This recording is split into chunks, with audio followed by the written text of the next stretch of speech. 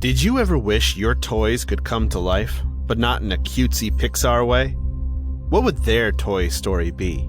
Does the imagined life of plastic figures become their history when they become flesh and blood in our world? What are the ethics involved in caring for a 3-inch tall time traveler? Come with us as we explore a tale where special keys and special cupboards allow 2 young boys to reinforce negative stereotypes of Native American culture for an entire generation. The problematic yet compelling read this week is Indian in the Cupboard on ReLiterated, the podcast that's one book short of a free personal pan pizza.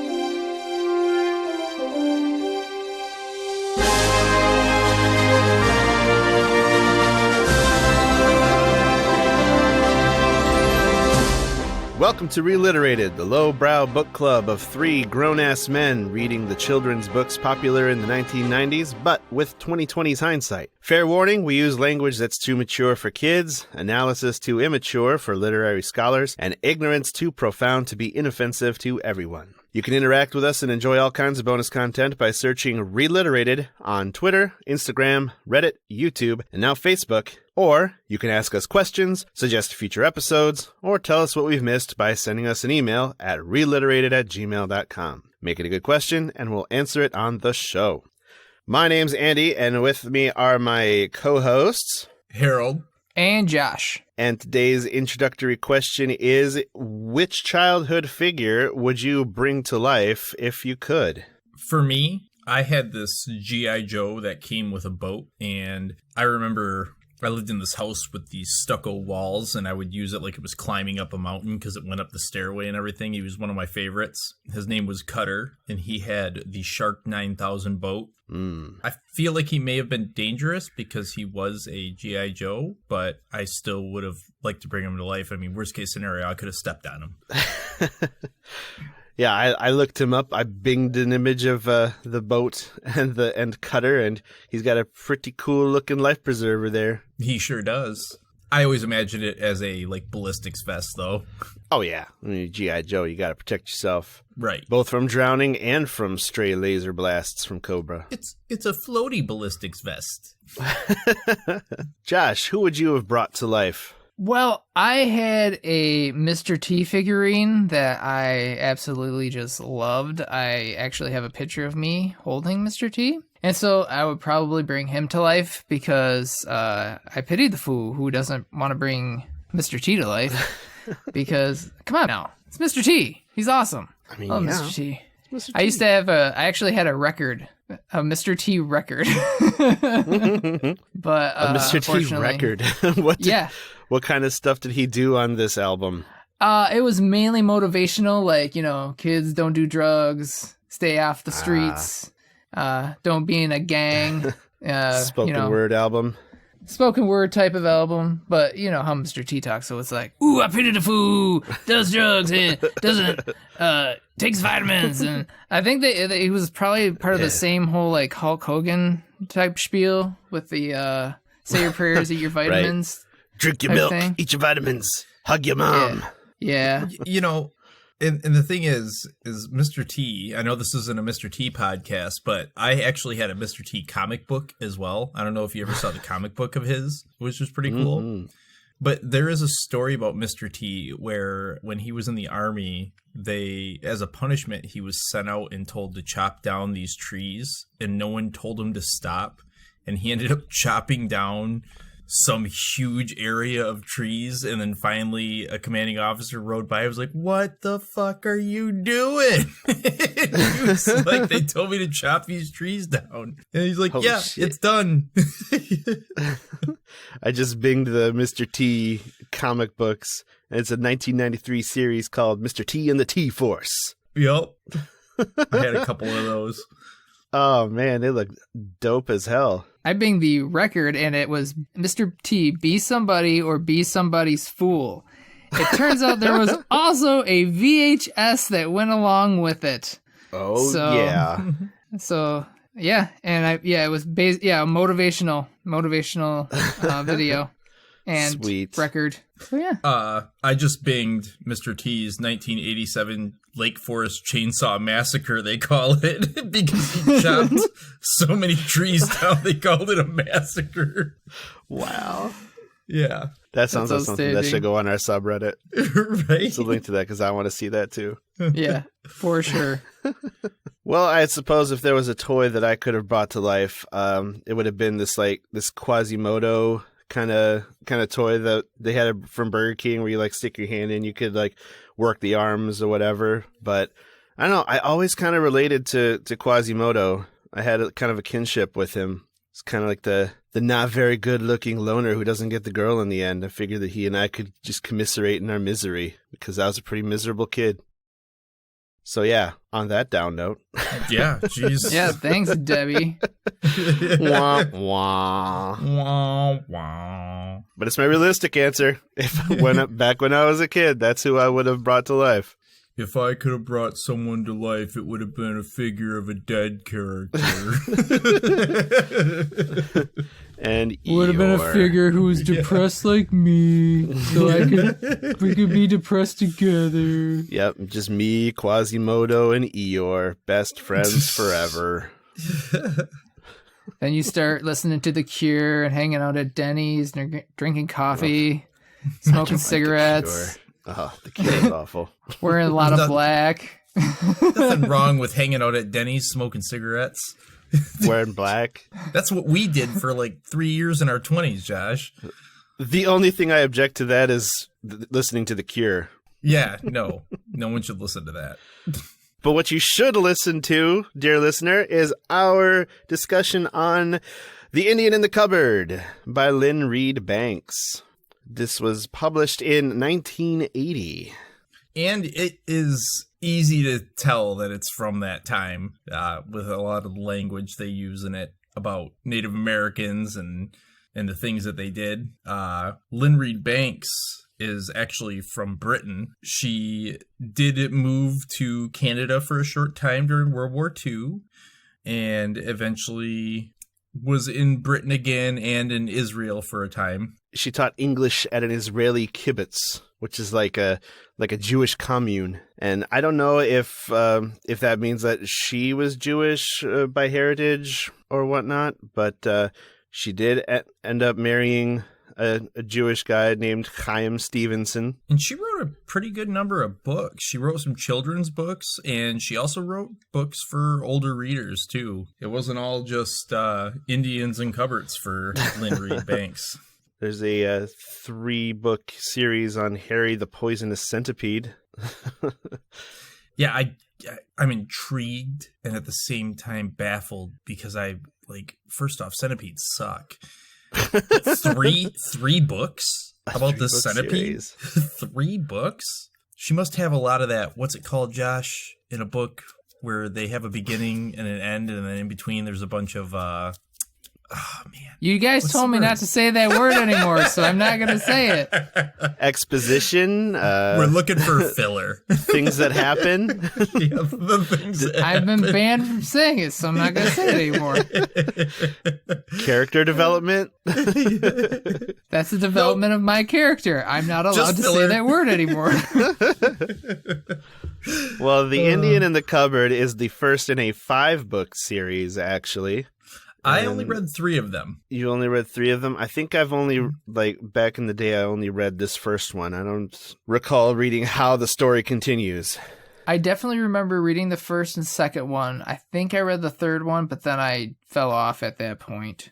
We discovered that the 4th and 5th one came out when we would have been well into high school. So not exactly entertaining to us anymore. The Mystery of the Cupboard, Book 4, was published in 93, and then The Key to the Indian, the finale to the series, was published in 1998.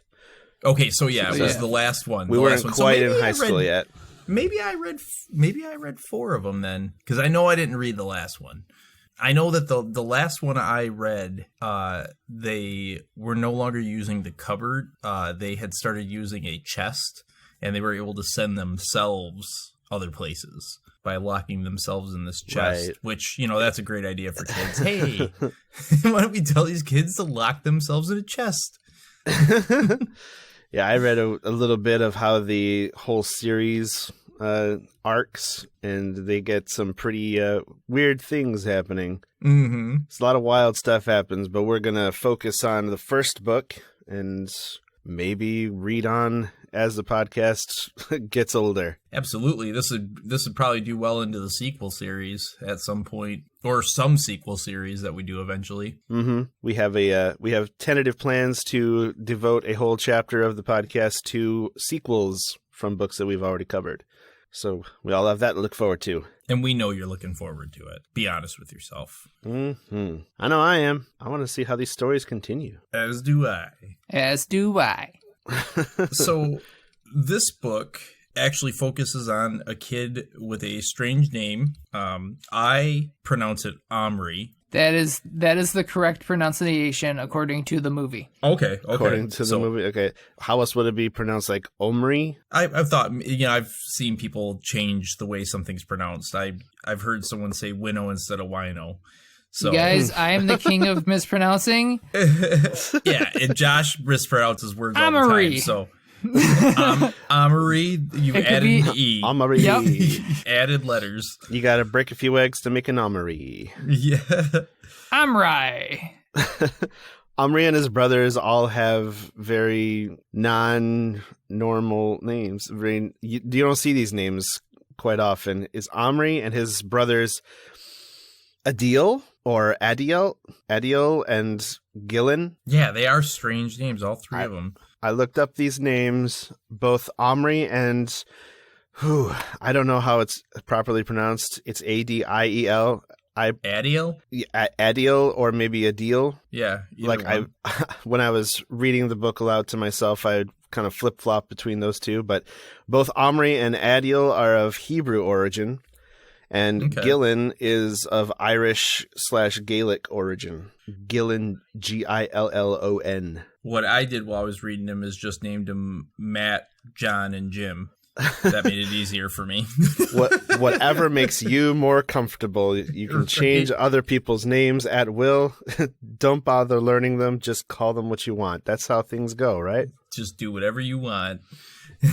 So, as this starts out, Omri is having a birthday, and his friend I would say he's his best friend from the fact that we don't meet any other friends of Omri's in this. Right. Gives him a small plastic figure, and these kids both of them have a bunch of plastic figures. Most of them are army guys, stuff like that. But this figure is different than everything else in his set, and it's a small plastic Indian or a Native American, and it really doesn't fit with anything he has, and he doesn't like it, but he doesn't let that out to Patrick because he doesn't want to make him feel bad. And I found it funny, too, because as they're going through and they're talking about him, he got this toy and they all play with it. And he even says, yes, it's fantastic, but it was in a flattish voice. And they mention that they don't have any cowboys to go with it. So no cowboys and Indians. And then his brother gets him a strange gift, which was a medicine cupboard from an alleyway. And he actually really likes that because Omri's way into cupboards, apparently. Who knew he has a cupboard fetish? Yeah, very strange. I would have liked getting a cupboard, to put stuff in. It helps organize things, you guys. What's wrong with getting a cupboard? That would be friggin' awesome. in my For your opinion. birthday? Yeah, I don't know. A cupboard feels like it is in the clothes category to me. For Right. birthday presents. Or like dining ware organization. Right. It definitely isn't like exciting birthday present fare, that's for sure. Yeah, I wouldn't be super excited about it, but I wouldn't be upset. I'd be like, oh, cool. I can store things in here. That's great. Plus, there's the lock. I guess if he was an enthusiast at collecting action figures or something and wanted a place to display them, maybe a cabinet with a glass door or something. maybe he's just a wannabe hoarder and this is how he's starting. You never know. It could be. But he notices it has a keyhole in it, and he's upset because he doesn't have a key to lock it with. But his mom is like, hey, I've got this whole box full of keys. So they start going through the keys, and most of them are too big. Some of them are too small. He finds about 6 of them that are the right size. And he keeps trying through them, and there's one specific key he doesn't try right away, and it has a yellow or a red ribbon tied to it. And he waits to try that one last. And when he uses that one, it works. It locks the cupboard. Got to be very specific here. It's a cupboard. It is not a cabinet. It is a It's cupboard. a cupboard.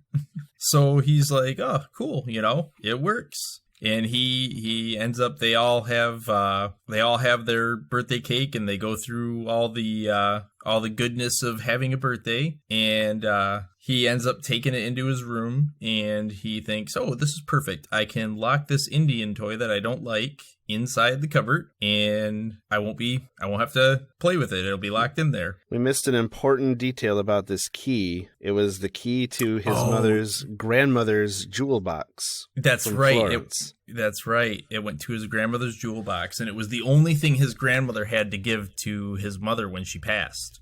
So it's a precious heirloom key. It was to a jewel box, but it was the only thing that she had to give. Sorry, I hawked all my jewels, dear. Here's the key to the old box.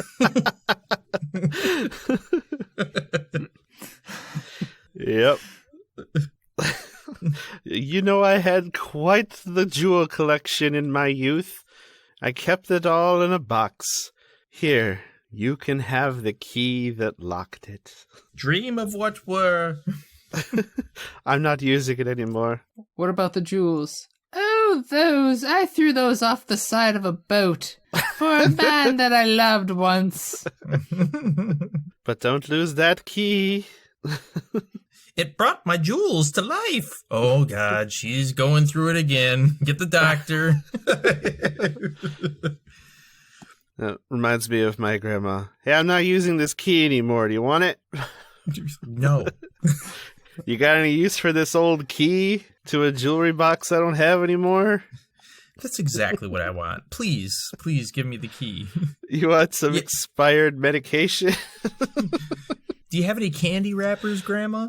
I could sure use some candy wrappers. But he does take it up and put his cupboard in the bedroom, and he puts the Indian in the cupboard, and he locks it up and lays down on his bed, and he hears a noise pretty quickly after he locks the door. But he thinks, no, that must have been in my head. And when he wakes up in the morning, and Omri tends to wake up earlier than everybody else in the house, he wakes up in the morning, he was sure that there was noise coming from the cupboard. So he laid there trying to listen, trying to hear what was going on. And it sounds like a pattering and something scrabbling around, moving around. And then he heard something high-pitched, like a tiny voice. And so he ends up walking over to the cupboard, and he stands there and he's listening, and finally he unlocks it and opens it up, and his little toy Indian is gone. And at this point he noticed that it is crouching in the corner of the cupboard, which doesn't make a lot of sense because it was a solid plastic figure. Now, do you guys imagine these figures are non-mobile? Like, I was talking about a G.I. Joe that would have had articulating limbs, right? Mm-hmm. The way they seem to describe these plastic figures are that they're just like solid plastic. Right, like you would have your plastic toy soldiers, just little molded guys that didn't move or articulate or anything. Yeah, that's how I was thinking of them as, is something like that. Or if they were even, because I had little farm animals, they weren't, that were plastic like that, but still had more to them, because like the army guys were just all green, whereas like I had sheep and cows, and I actually had more to them because they were painted the correct colors. Right, and I don't think that these are necessarily as small as just green army guys. I think that from the description they give, it looks like they're more detailed than that. Even the army guys are more detailed, with like faces painted on them and colors to their clothing and everything. I want to believe at some point it said that they were 3 inches tall, but I can't swear to that. Right, so I'm pretty sure it was 3 inches tall. So I'm thinking that these are a little bit more detailed than just small plastic army dudes with no real details on them, but not quite as detailed to be cool toys like G.I. Joes or anything that any kid would actually want to play with.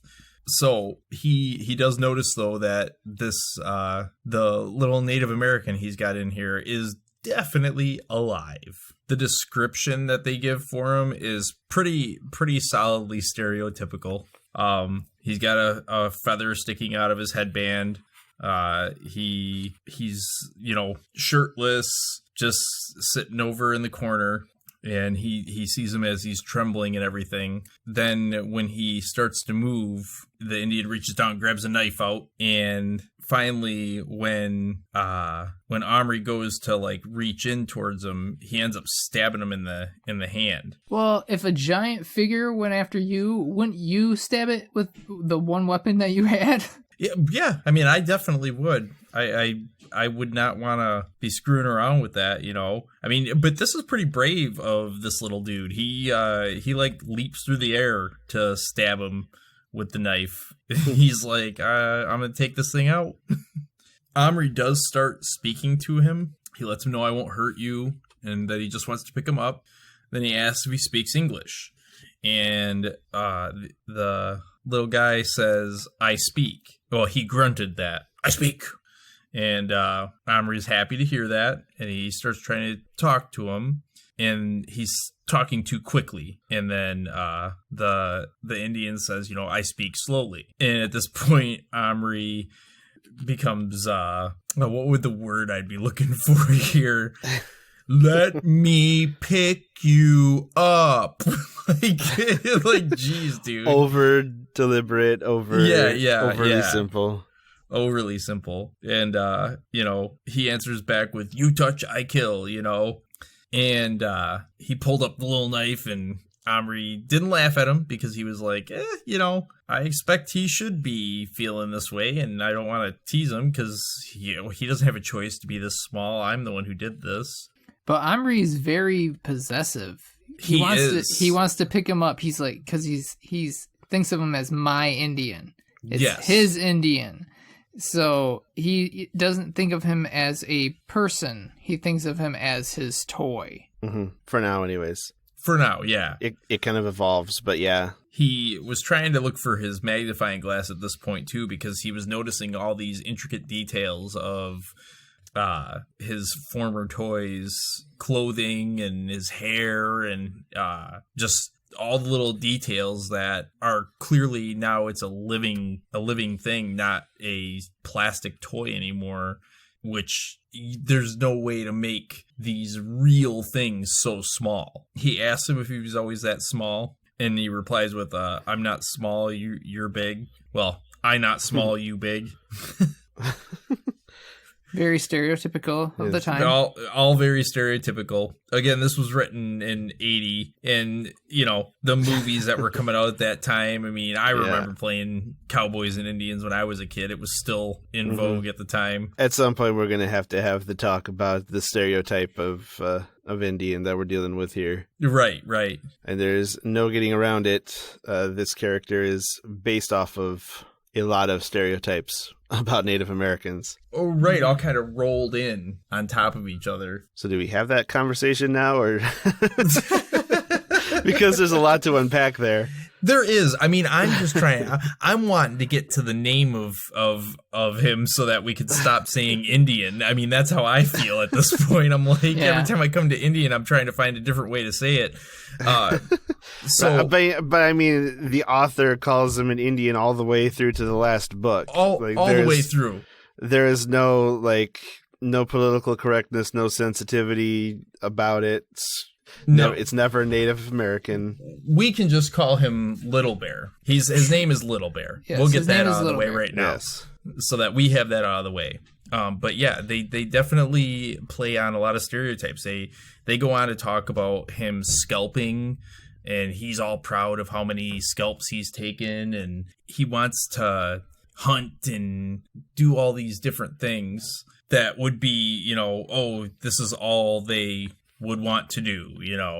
He talks about fighting in wars, with the English. He fights on the side of the English against the French. Yep. Who have allied with their enemy tribe, I think the Algonquins. Correct. The Algonquins, yep. Because he is part of the Iroquois, which was actually the name that was given to them by the English. French. By the French. I've read that it was by the English. Iroquois. Well, so. Yeah, I don't get it either. I don't know why I read French. I read that the English when it was a French word. Yeah, it's a French word. So I was like, because I was like, I thought the French gave them that name. I mean, it does look like a French word, and I'm sure like the English would have pronounced it Iroquois. Actually, in the Wikipedia entry, it's pronounced either way, Iroquois or Iroquois. But the name for the tribe or the group of tribes that they had for themselves, Josh, I know you've been wanting to say this. Yes, because I found out how to pronounce it. Haudenosaunee. Nope. Close. Nope. Close. Yep. See, I knew I was going to fuck it up because I did it so many times before so that I'd have it perfectly, and then I mess it up because I'm bad at pronunciations. Isn't it the... I'm looking at it right now. Haudenosaunee. Haudenosaunee. Haudenosaunee. Acetosalicylic acid. Yeah, I'm not going to say that one. Haudenosaunee. But that is the proper name. That is what the descendants of the tribe prefer to be called now. Not Iroquois, and definitely not Indian, like it says over and over in the book. Right. To the point where it made me uncomfortable. Right?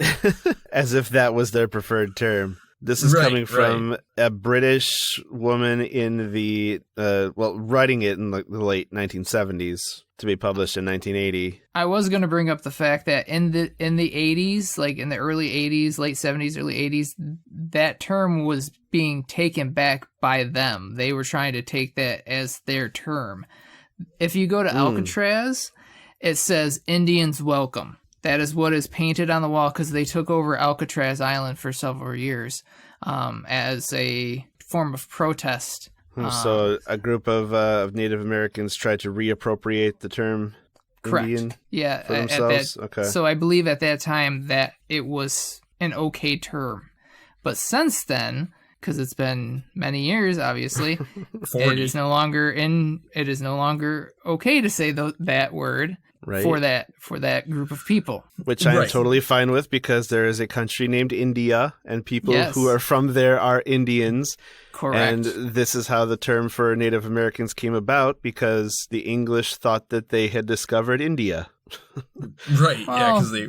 Yeah, or discovered Spain. a route to India. Yeah, I thought it was Spanish. It was Columbus was Spanish, but there were multiple explorers that Columbus, I believe, was Italian who sailed for Spain. Yeah, under the Spanish flag.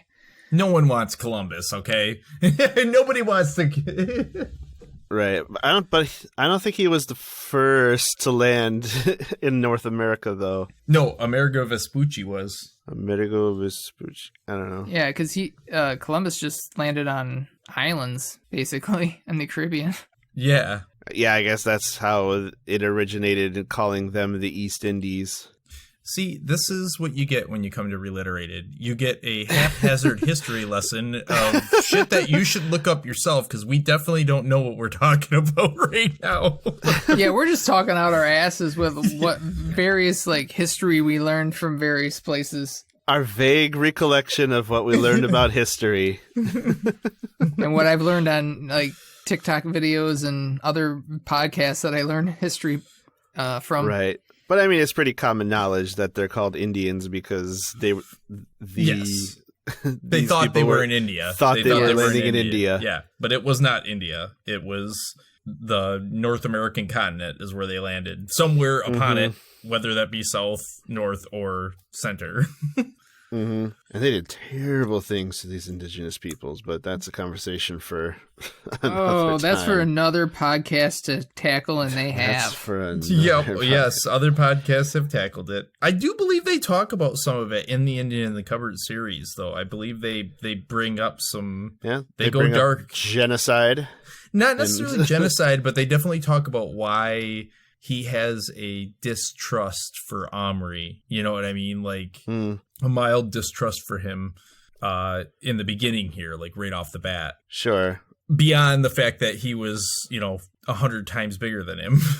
Right, there's distrust, but then Little Bear does say that, does recognize at some point that Omri is English, and he's like, oh, English, good. We fight on side of English against the French and our enemies, the Algonquin. Which definitely works out for Omri. Now, he had shut Little Bear back inside the cupboard at that point, and I believe he locked it back up. And so when he goes, he is getting ready to leave school. Patrick is all, hey, let's go skateboarding, yeah. And he's like, I don't want to go skateboarding, which throws Patrick off because he's like, all you wanted was a skateboard. You got a skateboard for your birthday. Now you don't want to go skateboarding? And he's like, yeah, I want to go home and play with that Indian you gave me. And he's like, you what? Not even the cupboard, which was your fetish, as it turns out. You're screwing with my head, right? So when he goes back home, though, he unlocks the cupboard again, and there lays Little Bear, solid plastic. And he's, shit, maybe I imagined it, or did I kill him by doing that? And he's all freaking out. Now, I wonder something, and I think that I think this is something they tackle in later books, but we haven't read the later books yet, and I haven't read them in years. So, right. Do you think that when they turn the key and make the plastic figure real, that wherever that person is in time, they become a gigantic man-sized plastic figure? That's kind of what I imagined. Right. Like, if it's not they get pulled out of time and then put back in the exact same place in time and space, like the duration in which they're in 1980 England, they just turn into a life-size mannequin of whoever it was. Yeah, I mean, because there's other people that he brings to life here and stuff, and it makes me wonder, if they just become a giant plastic thing, or if they get pulled out of that time. I thought that they just blinked out, because the soldier, he talks about almost getting hit by a bomb. And I feel like if a plastic figure was there and got hit by a bomb, it would still explode, and so he would cease to be. So I feel like they're just zapped out of their time, and there's just nothing there. But do they stay out of that time for the duration, or when he turns them back, do they just blink right into the exact millisecond that they blinked out? I feel like they zip back, like time passes, because like he would have got hit by the bomb. He goes back, oh, the bomb went off, but he wasn't there, so he didn't die from it. No. That's the second time that he comes through. The first time that he comes through, it was just he was sleeping. The second time was when the bomb was going to land. There's a bomb about to land. And I looked it up further in the book series. Omri tries to bring him back and gets just his uniform. So, like, he died. But we don't know if that's what killed him. I think that the suggestion is that's what killed him. Yeah, it's really weird how time passes, because you're pulling the person out of some time in the past where, time keeps passing, but you're still in 1980 or 1980 something, but you're pulling somebody out of 1600 something, or like World War I era for the soldier. They don't really explain what happens on the other side. It's really hard to explain. He does figure out at this point that he can he's figured out how to bring him back, because he puts the key in again, locks it, brings it up, and Little Bear's alive again. And I thought this was kind of interesting that, like, almost right off the bat, Little Bear's like insisting on things. He wants food, he wants something to drink, he wants a bow and arrow, he wants something to hunt, and he wants a longhouse. And I was like, you don't want to know why you're suddenly somewhere else? Like, you're like, no, time to just start living my life the way I was living it. Give me my shit so I could just, are you not impressed by the things you see around here? All the advances in technology that have happened in this few hundred years? He just needs to build a longhouse and ride a horse around and hunt some deer. That's all he cares about. And it just, what? Which, again, that's something where it's almost like this is another problem. The suggestion is that because Native Americans weren't as technologically advanced, per se, I think it's less that they were technologically advanced as Europeans and more that their advancements were misunderstood by Europeans because they didn't need the same advancements Europeans needed. Europeans were trying to sail across the ocean to conquer lands, and Native Americans knew how to work their land and use it as they needed and create the weapons that they needed and the tools they needed. And I mean, out west, there are clear civilizations where they were cities that were built. Okay. So it wasn't like there wasn't an advancement or they didn't understand how to live or weren't just, humans like everybody else. And he almost acts in this book like, there's no way I could possibly understand anything that's happening. She's just oblivious to it. Like, nope, obviously, you're just way too far beyond me, spaceman. Well, he does think of him as, he calls him the Great Spirit at certain points, thinking like, so if he's thinking of him as a god, he's not going to question him because he is this Great Spirit. But then he does realize, he's like, no, you're not the Great Spirit. You are just a child. At one point, he gets to that point, and he realizes he's just a kid. Big child, but child. Yeah. You're just some fucking kid. You're just a goddamn kid. You have no power over me. Squish. Okay, maybe you have a little power over me. Just a little bit of power. Just a little bit of power. But yeah, he begs for meat, and he gives him some meat, and he wants to start a fire, and Omri's like, that's probably not a good idea. I really dislike the stereotype here where he asks for fire water.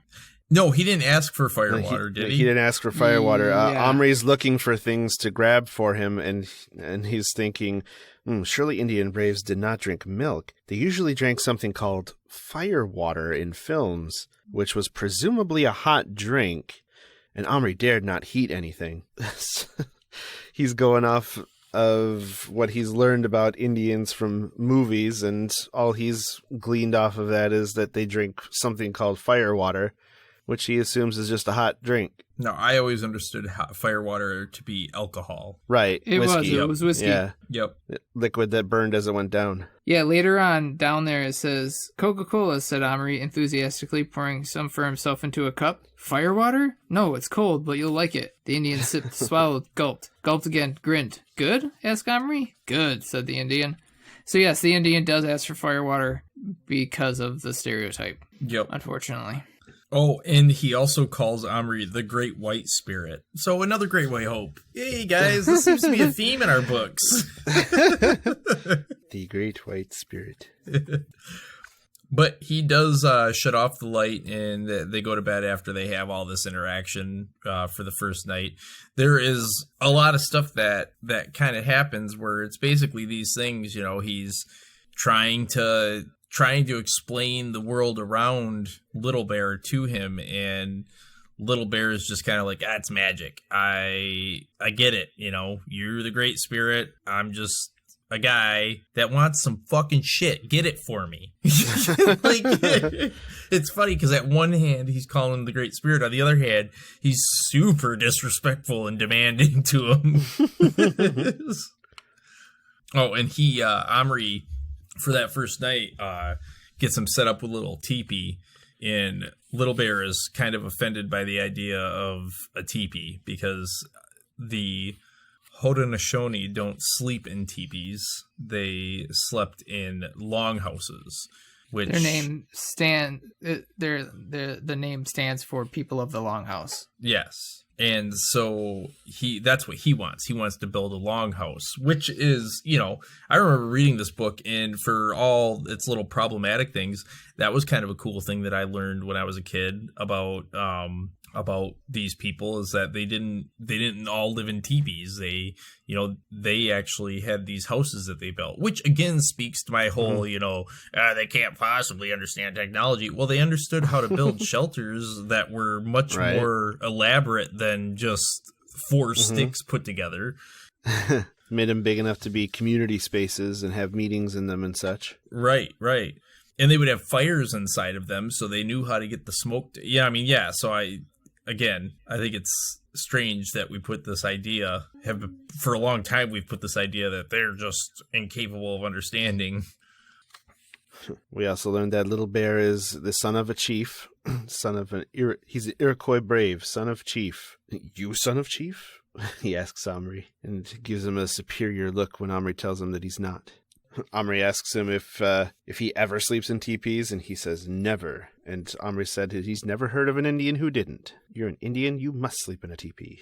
You know, I found it funny when he pulls out Action Man's sleeping roll, and he gives it to him, and Little Bear says it's no good, it won't keep the wind out. And so then Omri just cuts a square off one of his sweaters, which is a pretty porous blanket, would make for a pretty porous blanket, I would think. Mm-hmm. And that one will keep the wood out. And I'm like, a sleeping roll seems like it would be more likely to keep wind out.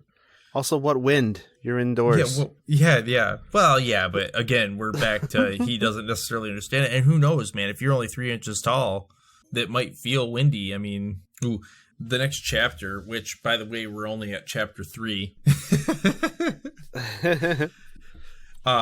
is called 30 Scalps. And this was another one where they're just kind of reinforcing a negative stereotype, and they talk about the scalping and how proud Little Bear is of all the scalps he takes. And he does that multiple times throughout this. Like, he's just all about getting scalps. I'm not sure if it was in the book or if I just heard it from our discussions before we started recording this, but I think we find out that this taking of scalps was not only something that the English introduced to Native American culture, but also a form of commerce between them, so they could like get rewarded or pay for things with enemy scalps. So the Dutch governor of Manhattan, William Kieft, offered the first bounty in North America for Indian scalps in 1641. The English and the French introduced scalping to Indians. So it was actually Europeans who introduced scalping to the indigenous people of America. But then turn around, and when we were growing up, it was always, that was something you would have thought of.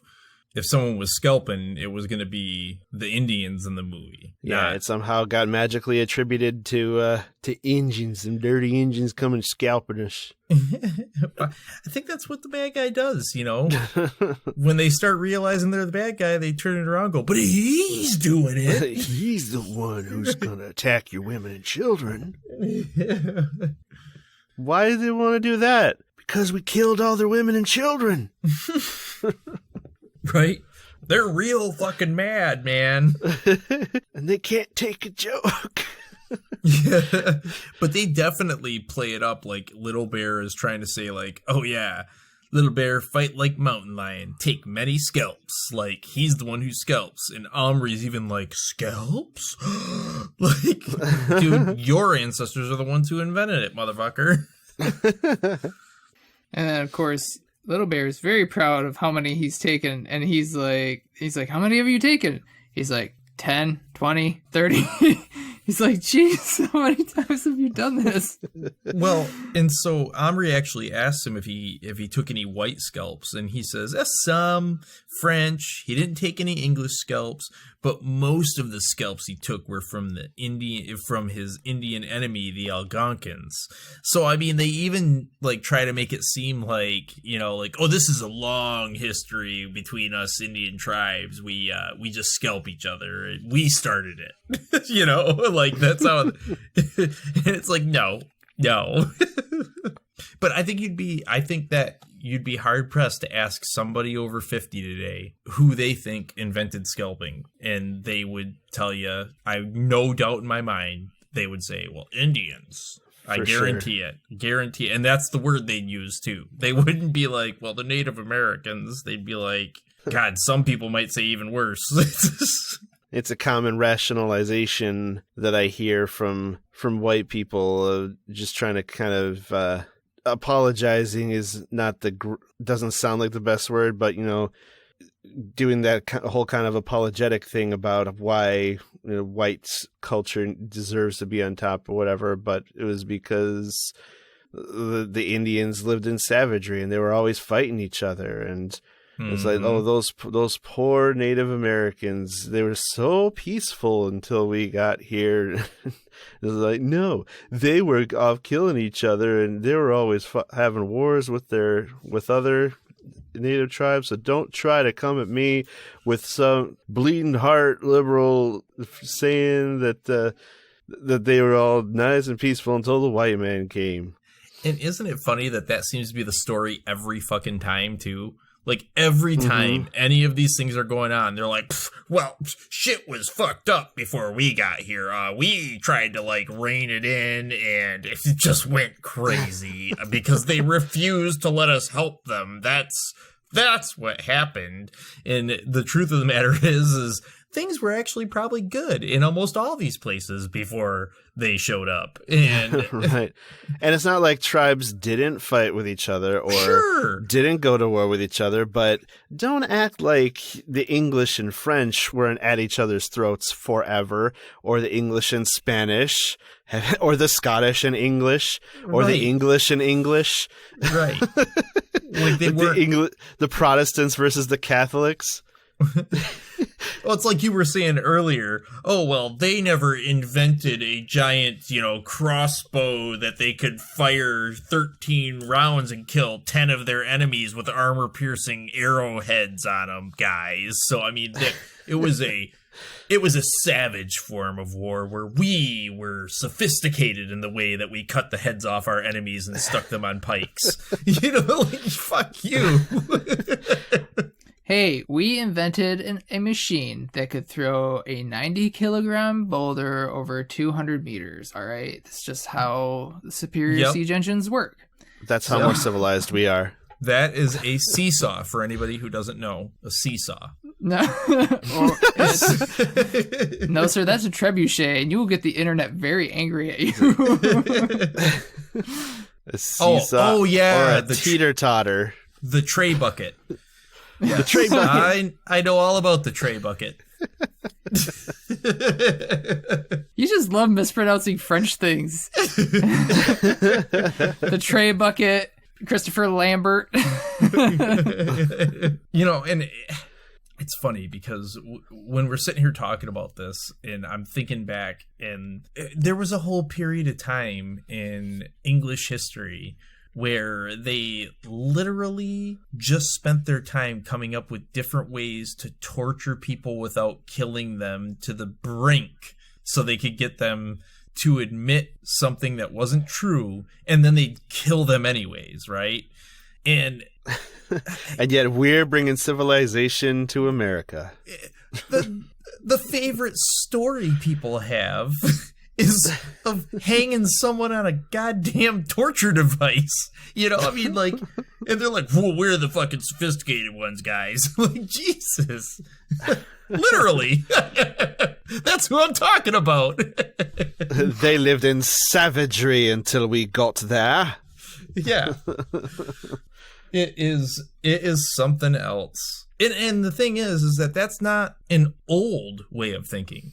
That is literally a way of thinking that still persists today. Mm-hmm. No ability to think and perceive things from a different point of view. Just, nope, we're right, and that's it. Like, wow, man, wow. It's impressive. It actually is impressive, as awful as it is. Anyhow.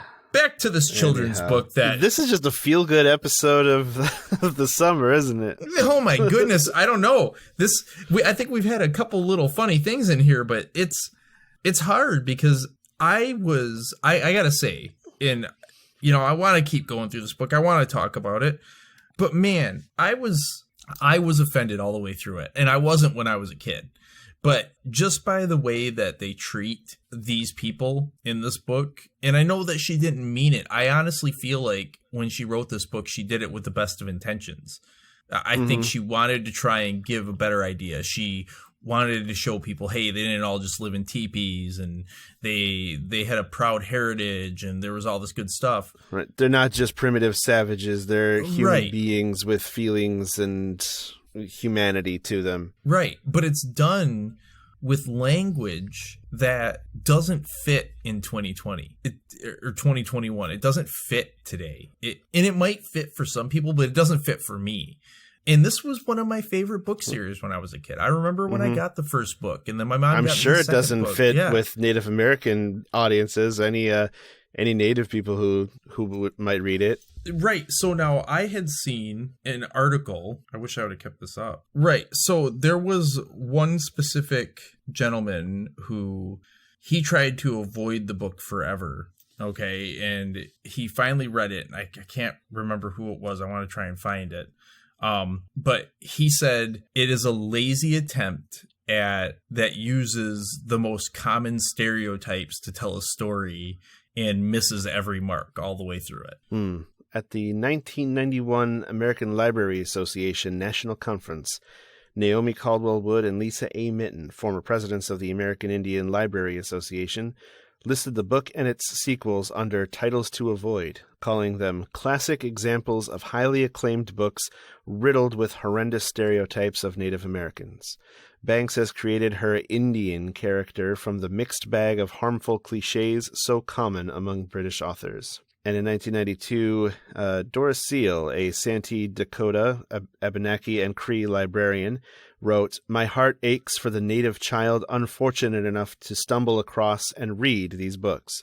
How could she, reading this, fail to be damaged? How could a white child fail to believe that he is far superior to the bloodthirsty subhuman monsters portrayed here?" Right. They use lazy, inaccurate depictions of Native American peoples to try and tell a story here. And I don't believe that it goes as far as depicting Little Bear as bloodthirsty subhuman. There's definitely but he is, isn't he? As we go later in he's the book, he's introduced as such. Yeah, he gains some humanity. He feels remorse over things that he does to harm the cowboy character that's yet to be introduced. Right. And I guess it is a lazy attempt to redeem his character. Right, he just feels bad now. Right. You know? He originates as kind of a bloodthirsty subhuman monster. Yeah. Yeah, it's an odd depiction. And like I say, this was a book I loved when I was a kid, but when I was a kid, it was the 90s, and we were still playing Cowboys and Indians outside. You know, and so that you didn't read it as a Native American would have. No, I didn't think of it in the terms of how would the descendants of these people feel about this depiction, or is this history true at all? I don't know. My only idea of this history is a Clint Eastwood movie I saw a couple of years ago. You know, now I don't know if Clint Eastwood actually had any movies where they had terrible depictions of Native Americans in it, but I know he did cowboy movies. I know he talked to a chair. He talked to a chair once, yes. Told to shut up. Yeah, crazy old Clint Eastwood. In any case, Omri ends up getting him a horse and everything, and the horse... Even though he didn't want a horse, because originally they just walked. Yep, they walked. They didn't ride. He figures it out pretty quick, though. But the horse kind of goes crazy at first and kicks Little Bear in the leg. It was because Omri picked up the box that they were in, wasn't it? And kicks him in the leg and cuts him pretty good. And this is where Omri brings to life the English character, the English medic. World War I era from the trenches medic. Yep. And he's able to convince him that he's just dreaming and he just needs to come over and save this Indian over here for me real quick. And he's like, okay, yeah, sounds good. And he does, and then he puts him back in the shelf and turns him back into plastic, sends him back out to the war.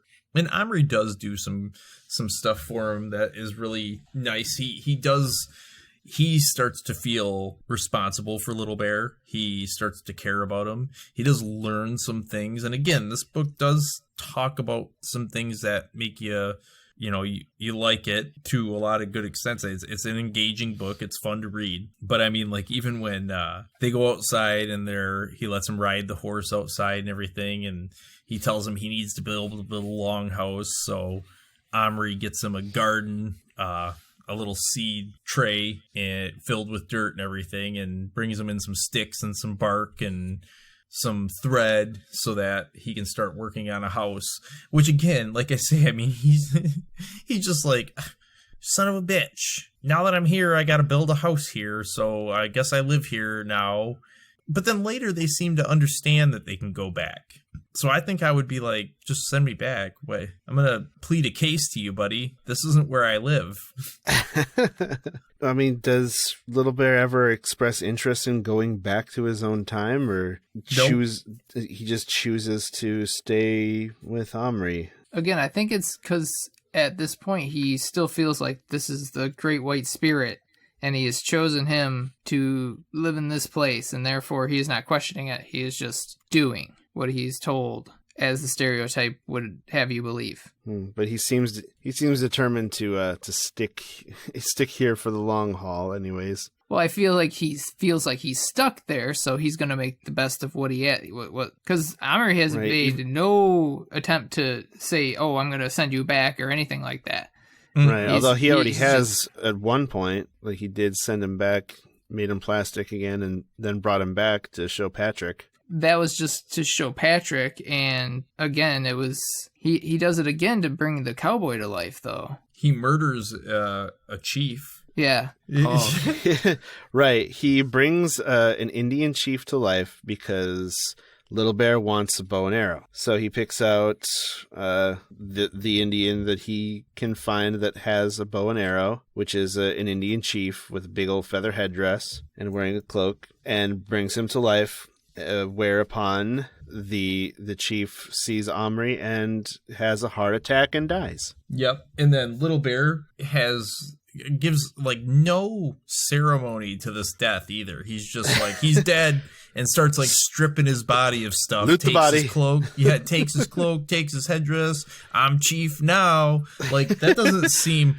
I'm not an expert on Native American. You moved on him like a D&D rogue. Yeah, it was rough. I chief now. Yeah, yep, bam. Maybe that's why he didn't want to go back, because here he's chief now. Right, yeah, now he's the chief. Not that it did him any good. He's still just a 3-inch tall guy that could get stepped on at any moment. He doesn't seem to care about that at all, though. So to get the Indian chief, he had to go back to the store that Patrick had gotten the figure from to find the chief. But first he had to go back to school, and he was telling Patrick actually about the Indian. And he says that his name is Little Bear. And Patrick says, "Why not call him Running Nose?" he asks with a grin. Yeah. So let's make fun of Native American names now too, Patrick. Fuck you, Patrick. I have in my notes a couple times. Seriously, fuck you, Patrick. Yeah, Patrick's kind of an asshole. I don't like him Patrick is too a much. serious asshole. He's a little shit. I can't fucking stand Patrick. The whole time I was reading, there comes a point where some shit is happening, and the whole time I'm reading, I'm like, Patrick is a kid I definitely would not have been friends with, because I would have recognized that he would eventually do what he does right away. I would know that he's that type of person, and I'd be like, this is not a person I want around. He makes every situation worse. Yeah, for sure. Patrick fucking sucks.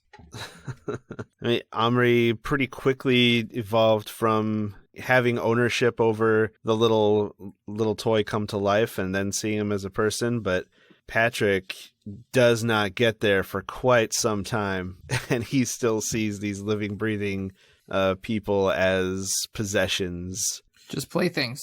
It almost takes a complete loss of them for him to finally see that he's not responsible enough to be taking care of them. Mm-hmm. And Omri's not necessarily responsible enough to be taking care of them either. Because, I mean, here's the thing. They may be 3 inches tall, but these are grown-ass men. Mm-hmm. You know, they're not a plaything. They're not even an animal. You know, they're not a creature. In fact, he calls them creatures at different points throughout here. And it's like, but they're not creatures. I mean, they're human people. beings are arguably a creature, yes, but they are a different kind of creature. You know, we are definitely a different kind of animal on this planet. Right. Yeah, we're a parasite. I mean... And on top of that, you don't know that you're not fucking up the timeline and causing huge time paradoxes by keeping somebody from the past in the present day. That's why I think that it's one of two things. I like the idea of someone turning into a giant plastic figure and everybody around being like, what the fuck happened to him? But I think it's more likely that they blink out but blink back in at almost the exact same moment, okay? That's kind of what I think too. It's almost as if nothing happened. They just boop, boop, right back. Right, for the least potential of fucking up the timeline. Right. So it's more of a Doctor Who, only the character ages. Right. Only the character even knows anything happened. Okay. He just steps out of time for however long, pops back in that much older, but back in the same moment that he left. Because clearly Little Bear remembers it when it happens to him, and the soldier, the medic, remembers and everything. So so they have to. And somehow time passes in between pop-outs, too. Yep. They don't get pulled out of the same moment in time. No. So it's curious. Time travel is always messy in stories. Right, isn't it, though? Could you imagine if that's the only way to travel through time? You have to become a small thing sometime. You have to inhabit future. a little figurine. I pass on instructions to make a small carving of me that looks just like me, and then you stick it in a cupboard, turn a magic key, and then voila, there I am, a few hundred years in the future. Omri's dad severely overreacts to the missing seed tray. He is fucking intense about gardening, y'all. Yeah, dude. I thought gardening was supposed to be relaxing, but he loses shit. God. One seed tray goes missing and he flips a table. Yeah, dude. Craziness. He was easy to buy off, though, so... I'll pay to replace it. Oh, okay. And I'll also get some seeds and plant them in there and shit. Right, all right, okay, yeah. Sorry for hitting you. I think his dad needs to start growing something else. Get him calm down a little bit. Jeez. Yes, herbal tea. The fourth sister. The devil's lettuce. Now, I didn't get this either. Omri was not supposed to ride his bicycle on the road, but then he wasn't supposed to ride it on the pavement either. What? Where the fuck is he supposed to ride his bike? In the grass? Like, you ever ridden a bike in the grass? It sucks. It sucks. Only thing worse is riding it in sand. Yeah, I'd rather walk than ride a bike in the grass. Here's your bike, son, but you can't ride it on pavement or the road. Which is pavement. You can only find very specific packed dirt trails. Well, it's England. Maybe they have cobblestone streets over there. Yeah, but I think a cobblestone is paving. I don't know. And I feel like cobblestone would be more dangerous than a clean concrete road. Like, right. At least you want to ride a bike on cobblestone. That's almost as bad as grass. Oh, yeah. Only slightly better than sand. I don't like sand. No, sand is terrible. Gets everywhere. It's coarse, rough, irritating. Can make you rub sand in your beady little eyes. Also, I'm going to need you to buy sand. They grade it coarse. I love that show. This That's is the Archer, point, by the though. After getting the new tray and everything for his dad and setting everything up, planting some maize in there and stuff because he wants to grow some corn, which, I really don't think he's thinking about how much time it's going to take for all this stuff to grow. But right. Or the proportions when it does. Yep.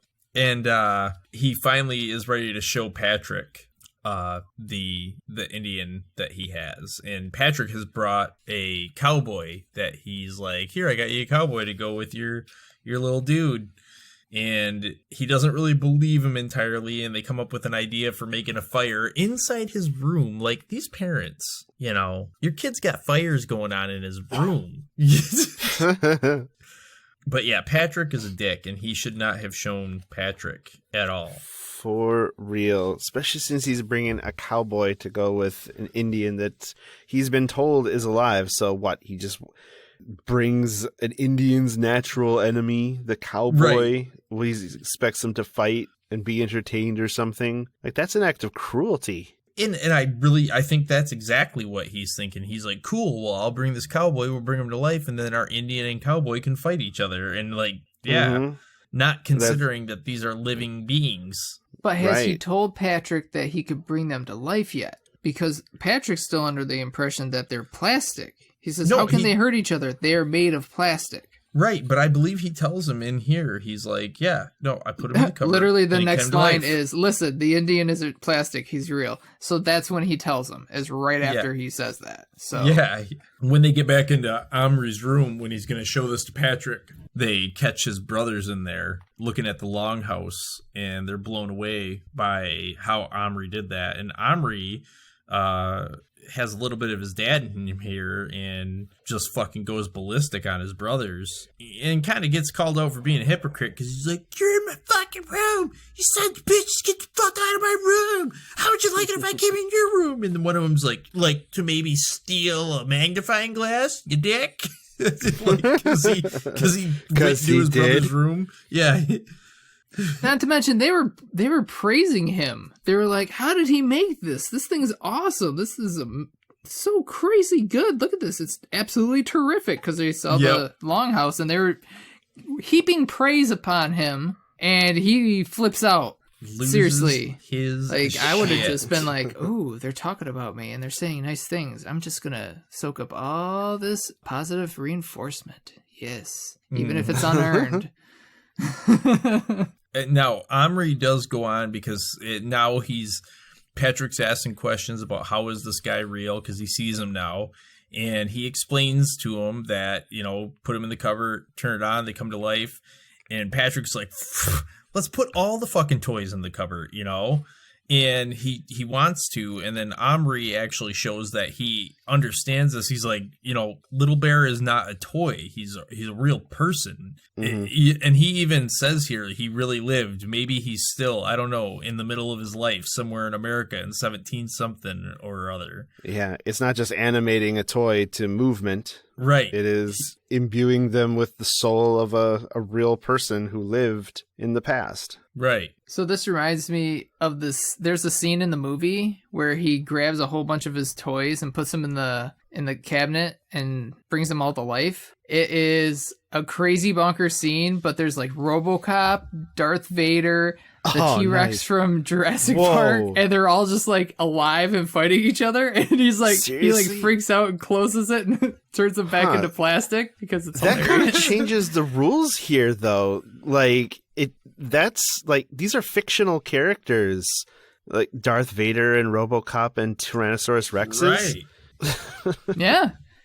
Right. I mean, everybody knows dinosaurs are fictional characters invented by the liberal media. Right. To disprove the existence of God. And birds, too, yeah. Yeah. Birds were created by the CIA to spy on people. Right. Yeah, birds aren't real. Evolved from dinosaurs. How can birds be real if dinosaurs aren't real? But anyways. Exactly. Just like giraffes. Not real. But anyways, in the book, these people are all like actual people who lived, apparently. Right. I mean, but like, who are you going to get as an analog if you want to animate Darth Vader? It's true. Like, to me, like, that would be just animating a toy into movement with kind of like a manufactured soul or what have you, instead of like plucking a person out of the timeline and putting him into this figure. And I'm sure that if Lynn Reed Banks had the say on that, she probably would have had that argument to have. But clearly that scene was the brainchild of some idiot movie executive that thought, I've got a great idea. Let's have them bring these things to life. And they didn't even consider, they didn't consider the ramifications because they just want butts and seats. I mean, I make millions of dollars a year sitting here in this chair. So clearly I have an artistic vision. My ideas are worth millions more than your ideas. Yeah. As they've ruined so many things over the years. Just like the CEO of McDonald's works 1,000 times harder than its minimum wage employees. Right? Yeah. $8,500 an hour. Yeah, he works so hard, right? I'm sure. So much harder. Now, how do you know that the CEO of a Fortune 500 company is a he? The last time I saw the CEO of McDonald's, it was an African-American male. Oh, yeah? Yep. That was years ago, though. That was years ago, so I don't know if that's true anymore. Yeah, I don't know. But And I guess I don't know if he was the CEO, but he was definitely the higher up that the whole... It was during a time when they were questioning like the difference in wages between the CEO and the common worker. all right, I binged it. The current CEO of McDonald's is Chris Kempczinski, and he's a white dude. Don Thompson is the one I'm thinking of. He was the chief executive from 2012 to 2015. And now he's the CEO of Cleveland Avenue, an investment group and accelerator that focuses on building new food, beverage, and restaurant concepts, which he founded in 2015. Interesting. That sounds like work that's worth thousands of dollars an hour. But in any case, I was right. It was a guy. And my question was rhetorical because, of course, a very powerful person is a white guy. It's a dude. Statistically, you can't go wrong assuming. Nope. Getting back to the story, we're still on this positivity kick, aren't we? You know, here's the thing. I think that we are all preparing for this one right here, where it was just like, holy shit. Right. We're kicking off the Indian in the cupboard. Right. It's gonna be Yeah. a trip. Yeah.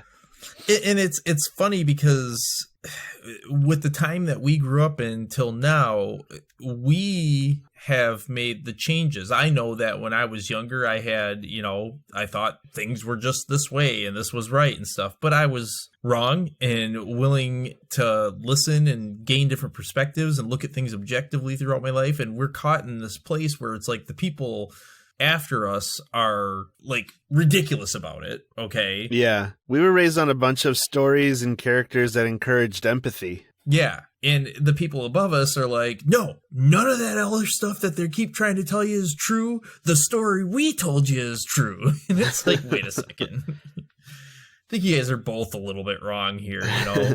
History is written by the winners. Yep. You gotta step on the little guy. and you can't change history. Nope. That's the thing I'm hearing a lot. You can't change history. Well, yeah, you can if it was wrongly interpreted.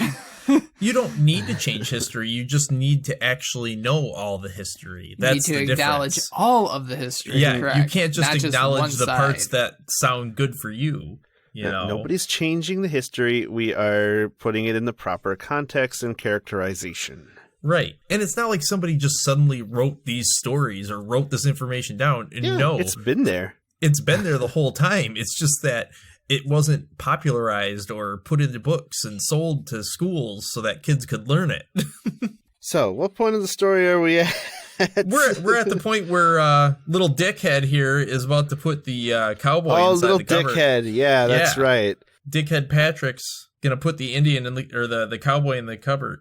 Omri goes downstairs to talk to his mom and try and get a little bit of food. And as at this point when he's downstairs, he realizes, son of a bitch, I left Great that. timing. Just Yeah. as Patrick was champing at the bits to put that cowboy in that cupboard. Mm-hmm.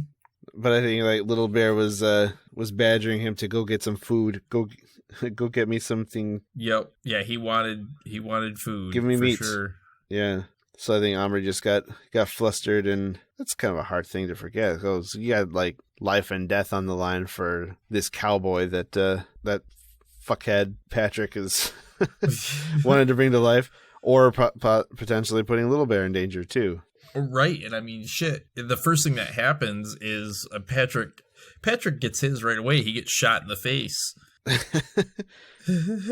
But the bullet's too small to even damage him very much. No, so. Omri's able to pop it out like a pimple, like a blackhead or something. Right. But the cowboy is definitely trying to just figure that he must be so drunk that he's having hallucinations. Hallucinations. I do like how the Texan accent is written out by this British author. It was quite enjoyable to read out loud. I do like how he is kind of a crybaby. The cowboy? Instead of the stereotypical tough guy, it's this blubbering, soft-hearted cowboy dude.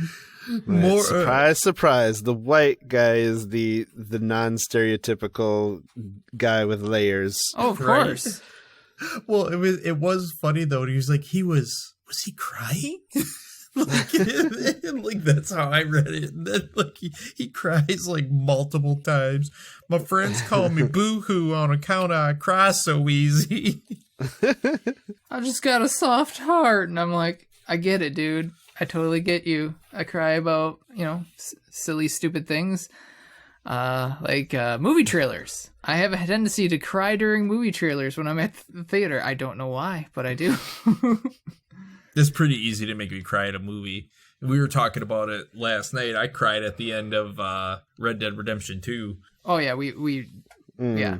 I got my TB test for my new job, and that's why we were discussing. I when I went in to get my test, I was like, yeah, I had somebody close to me pass away from TB. She's like, really? Who? And I was like, oh, his name was Arthur Morgan. And she's like thinking to herself, I'm like, Red Dead Redemption. She's like, oh, God damn it.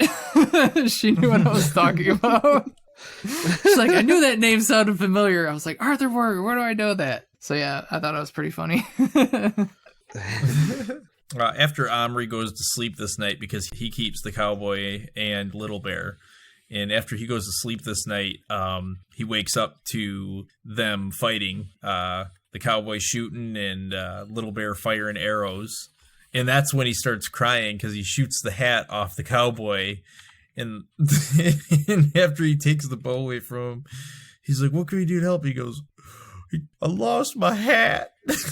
And then he starts crying. And he's like, it's okay. And he brings the hat back to him.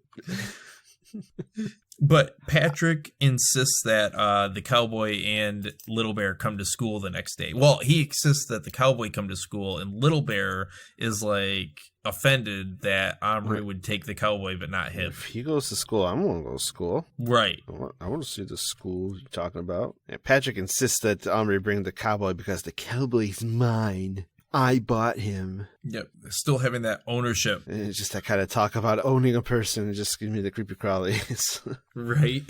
Also, Little Bear is asking for a wife because he wants to fuck.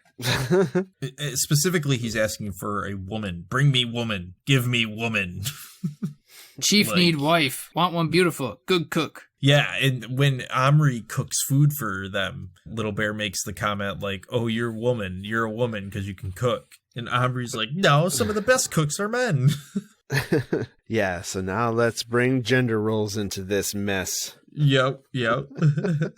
People are going to love this episode. It's going to be their favorite one as we just solemnly talk about how terrible it is. But then at the same time, just keep listening throughout and you'll catch the little points where we say something ridiculous. Yeah, and Little Bear he really wants the cowboy's scalp. What was the cowboy's name? We got to find that so that we can start. Boone. Is that Boone? Yep, Boo-hoo Boone. Okay. Boo-hoo Boone. Okay, yeah, you said the name, and here I'm like, what was his name? Yeah. So, yeah, he likes Boone's scalp because Boone has red hair. Yeah, he's a ginger. Yep. So, not only is he a crybaby cowboy, but he has no soul. It's true. At breakfast, they have a truce because Omri makes some food, and he's like, you can't have the food if you don't sit and eat it together. So they decide to have a little truce and eat the food together. And then he lets them know that he's going to take them to school. And I thought it was funny, like the way that he took them to school and the way that they carry them around all day is in their pants pockets. That's got to suck. Could you like that? I thought about that. Well, just like when you sit down, like if you're wearing, you get pressed flat. Right. It's just so tight against you. Yeah, it's got to suck being in there. Oh man, it would be the worst. Just more mistreatment of these people. And they got to stay in there for hours. Like, they're in there the whole time that Omri's in class. Like, wouldn't that have been a good way to do it? Like, Little Bear's all, I want to go to school. And he's like, let me show you how I'm going to have to carry you all day. You can sit there for 20 minutes and tell me if you actually want to go to school with me. Right. No, in the movie, didn't he keep him in his shirt pocket? Fanny pack. A fanny pack. A fanny pack. Nice. How'd you watch the movie? Was it on Amazon Prime? It's on one of the streaming ones. I can't remember exactly off the top of my head which one it was, but yeah, it was one of them. Unfortunately, I have all of them, so I can't think of which one it was right now. Right. That is what the pandemic has done. It has added to all of my streaming services. Right. So actually, this it hit a word that I had to look up because I wanted to know exactly what it meant when I was reading it this time. When they're getting ready to go, or Boone says he wants to fight Little Bear, but he wants to do it with his fists, not with a gun, not with a knife. And it says Little Bear was nonplussed. Nonplused. Mm-hmm. I didn't know what nonplussed meant or how to say it, actually, which is rare for me. And it means filled with bewilderment, at a loss to understand those remarks, puzzled, like just perplexed. Yeah. So she could have just said perplexed, but apparently there's another word for that, and it's nonplussed. Nonplussed. See it come up from time to time. But yeah, they spend their whole day in school, and it is shitty there. He tries to get Boone to wash up, and Boone doesn't want to wash his clothes. He says that the dirt and the sweat are what keep you warm. Gross. You assume he's been wearing these clothes for a while, like stiff as a board, probably. So that when they go to school, Omri has the Little Bear and Boone for the morning, and sometime around lunch, they trade out, and Patrick gets them. And it isn't long after Patrick gets them that start causing all kinds of trouble. And next thing you know, they're in trouble with the teacher. And they end up getting sent to the headmaster. And when they're in with the headmaster, they are... Patrick is just like, he can't take it. Yeah. Oh my God. They're like, they were at lunch, and Patrick's just keep bugging him to give him up, and causing a scene in the line for lunch, and it gets the attention of all the other students, and like he's got them in his pants pocket, and he's sitting down there. He's like kind of rocking back and forth, probably because he's uncomfortable or trying to be considerate of them in his pocket, but. You just feel so bad for the little guys in there. Right? Yeah, no, that would be awful. But yeah, they do get sent to the principals because he just can't keep his mouth shut. Just can't be cool for 1 second. No. God damn it, Patrick. No. He's the worst. Oh, I hate you. Like I say, he's one of those kids where he just, you can't trust him. That's what it comes down to. You can't trust him. Like, he's a squealer. He's a snitch. He's a squealer. He's a snitch. And... you can't do anything, and not even necessarily doing anything wrong, but they're just going to get you in trouble because they suck. Just can't keep his cool. Yeah, can't keep his cool. And they end up, the headmaster ends up sending Omri out of the room because Patrick clearly has something to say. And so Omri's outside, and he's just like, oh my God, I'm going to kill him. I'm going to fucking kill him. And which I was surprised about because this is a children's book. But...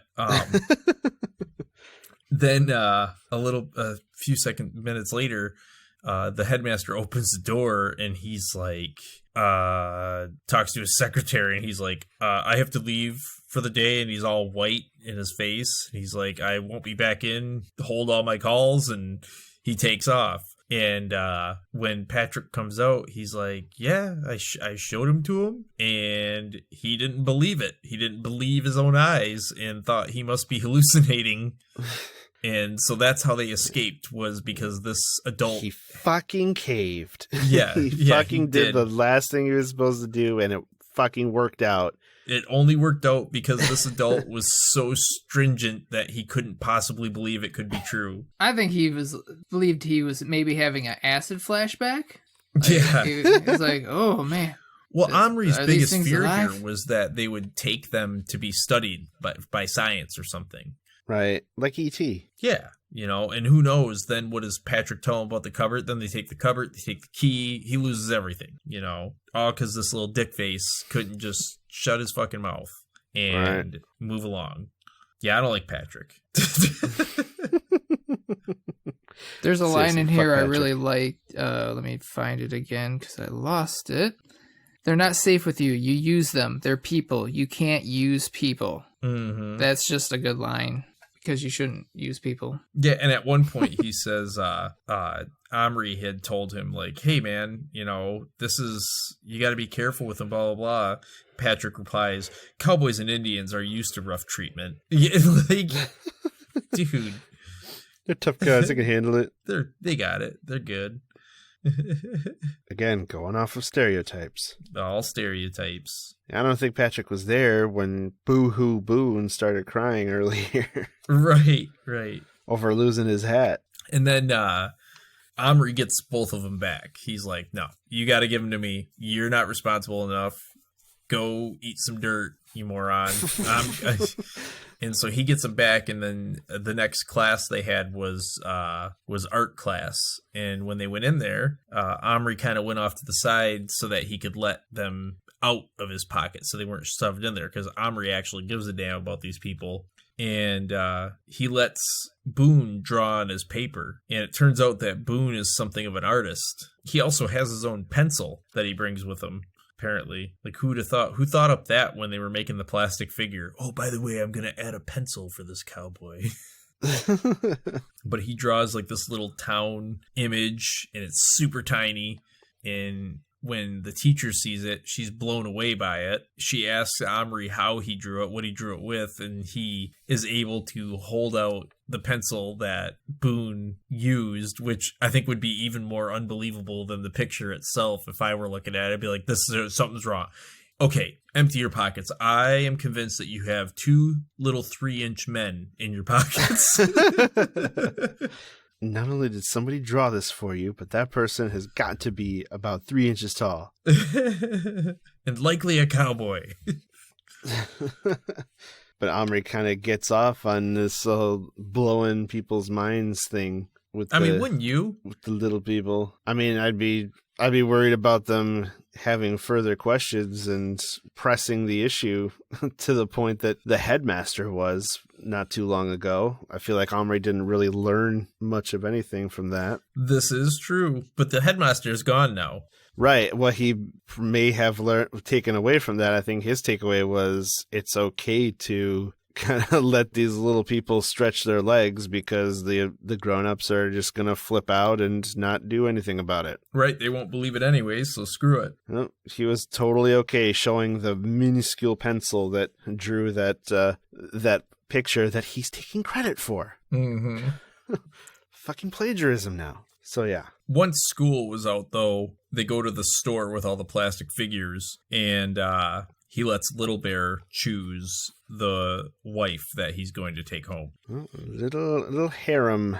Yep. And it goes all the way down till he finally finds like the last one in the bottom. And that, of course, that's the one Little Bear wants. It's not, and I guarantee you it's not because that one was better than the other ones. It's because Little Bear is fucking difficult and demanding all the time.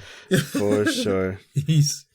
This one required the most effort, so that's the one he liked the best, even though they all looked the same except different color painted on their dresses. Right. And at this point, the shopkeeper, after he buys the lady, the shopkeeper accuses him of stealing 2 figures because, of course, it was, Boone and Little Bear. And luckily, he is able to, as he's getting accused, he's able to tell Boone and Little Bear, hey, be plastic. And when he pulls them out, they stay completely still, and he gets away with it because the Patrick shopkeeper has one saving grace, and that is he backs him up. Yep. This is the one time that Patrick is useful. Patrick comes in and backs him up. Yep, he saves him at the end. Yep. I have one more thing to say about the whole selection of the woman thing. They had a couple different models of female Indian there, but two of the 5 he found, one was clearly old, and 2 had babies tied on their backs. And Omri says, "You don't want one with a baby, I suppose?" And Little Bear gave him a look. "No, I thought not," said Omri hastily. So, fuck you. What's wrong with single mothers? Right. What's wrong with single parents in general? Like, they put out, they go all the way. They have a baby. And here we are now. We've got colonialism, racism, and now the patriarchy has made its way into it. No, I can't take a bride that already has a baby. I mean, maybe it was because you'd be taking away a woman who's already married out of her timeline or whatever. Right. Or who's already the property of another man. Well, and isn't that the reason he asked him not to bring her to life in the first place when he gets the chance finally? Is because she has a life. Like, because they're starting to realize, like, they don't want to stay here now. Little Bear's feeling it. Boone's feeling it. They don't want to stay here. This isn't life for them. Because at this point, it starts with him trying to find... They get back to the house, and the key is missing. They can't find the key. And Omri's sure that his brothers have taken it. And they're like, no, we didn't take it, And what it turns out is his rat, one of his brother's pet rat, got loose in the house and is crawling around in the floorboards.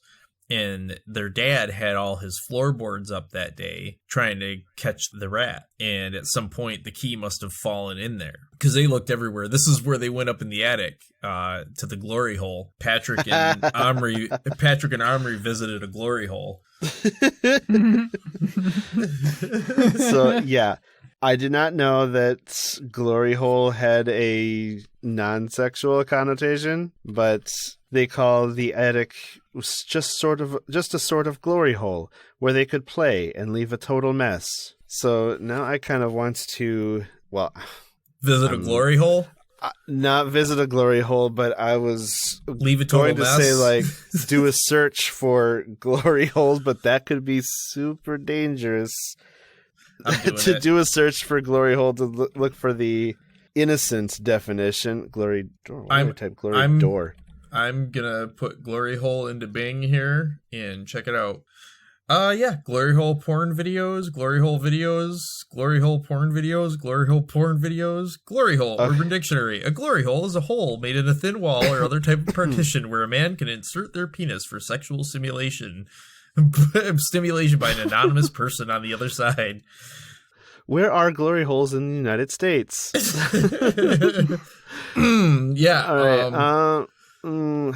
How might we do a search for the archaic term? Glory hole. Glory hole, archaic term. No, okay. Okay. So I put in innocent glory hole. Innocent glory hole. Innocent glory hole porn videos. Innocent glory hole. I need to get rid of that. Okay. All right. So I found on dictionary.com, where does glory hole come from? In the 1820s, glory hole was a slang term for a junk drawer. No, not that kind of junk. Other 19th century uses include small compartments on ships and other small rooms, along with some still current specialized uses in glassblowing, engineering, and mining. The glory here apparently goes back to a Scots word meaning muddy, but that's probably not why you're here. It says.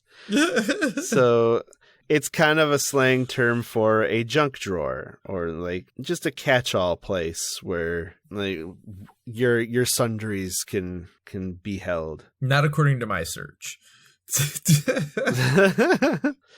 I should have used incognito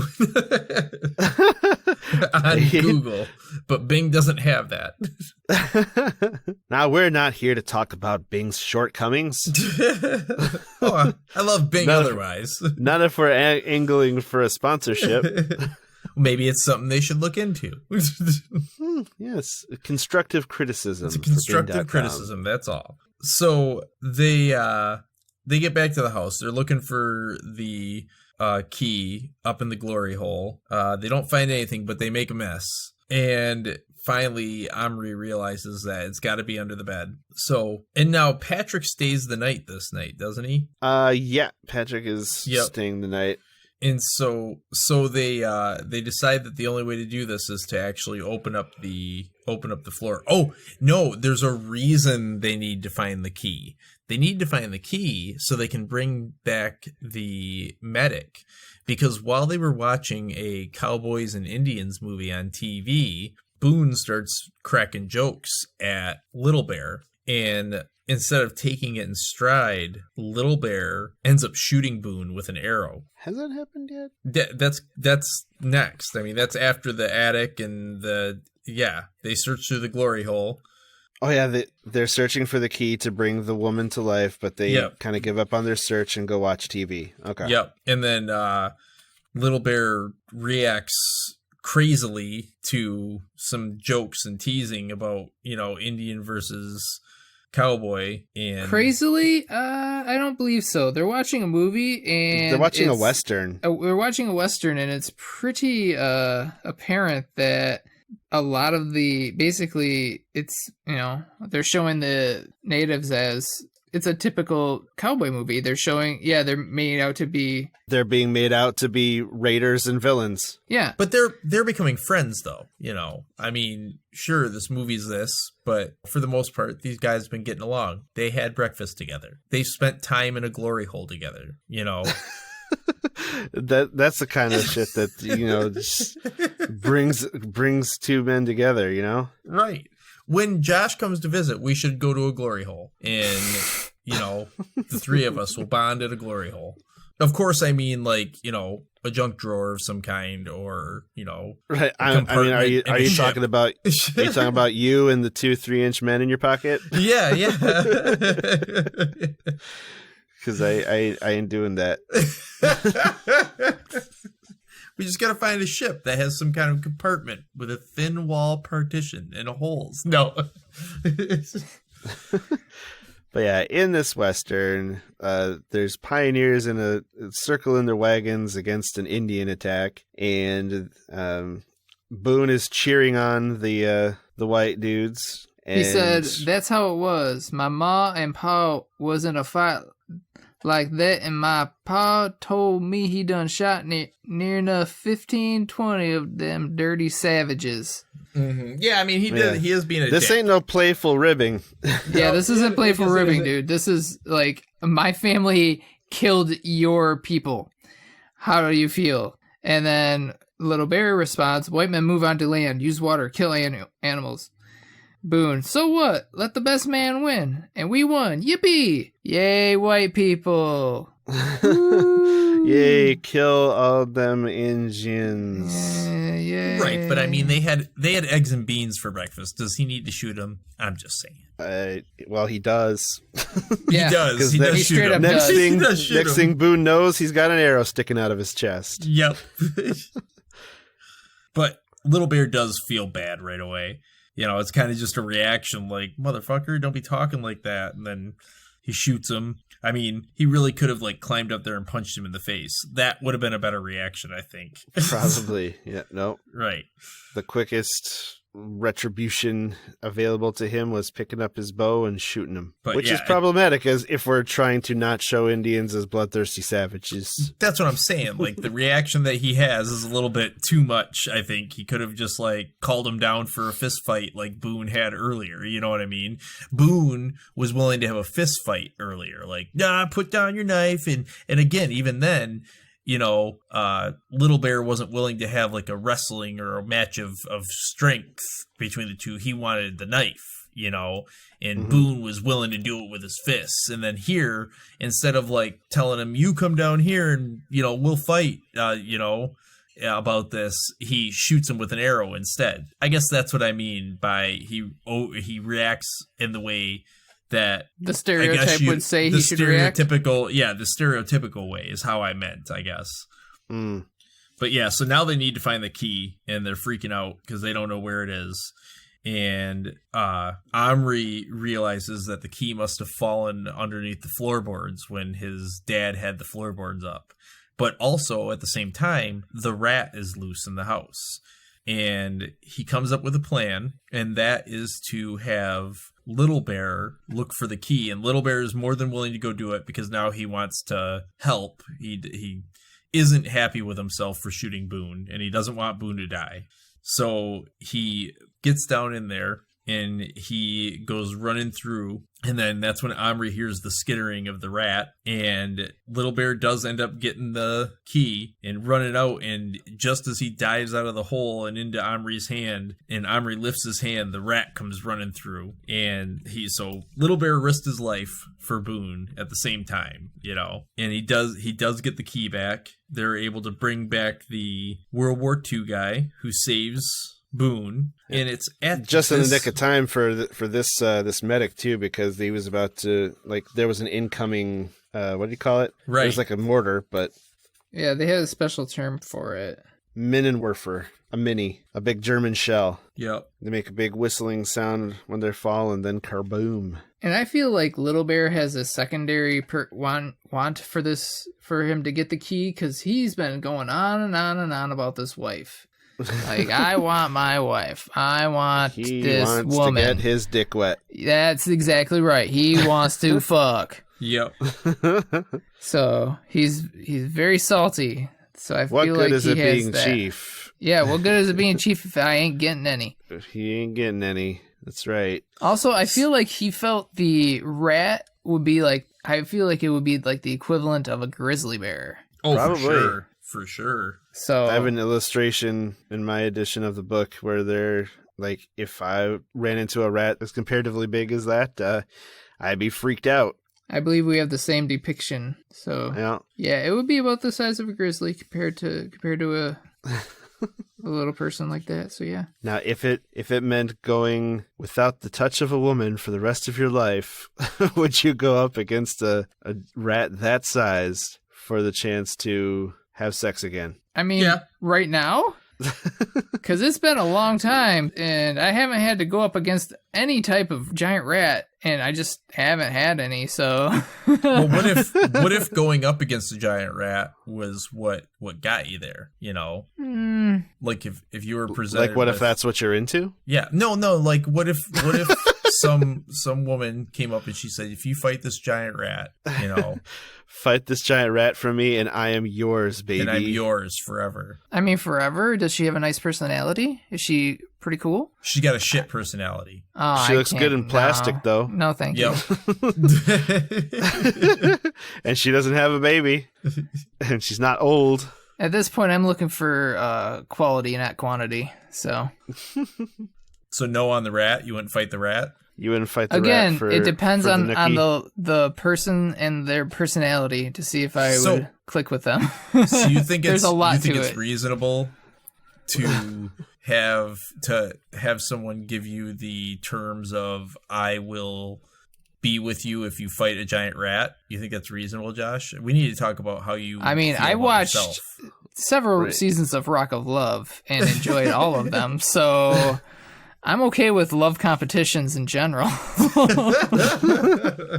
Yep, not a big fan of The Bachelor because it's way too fake. I am not a fan of love competitions. I think those things are disingenuous.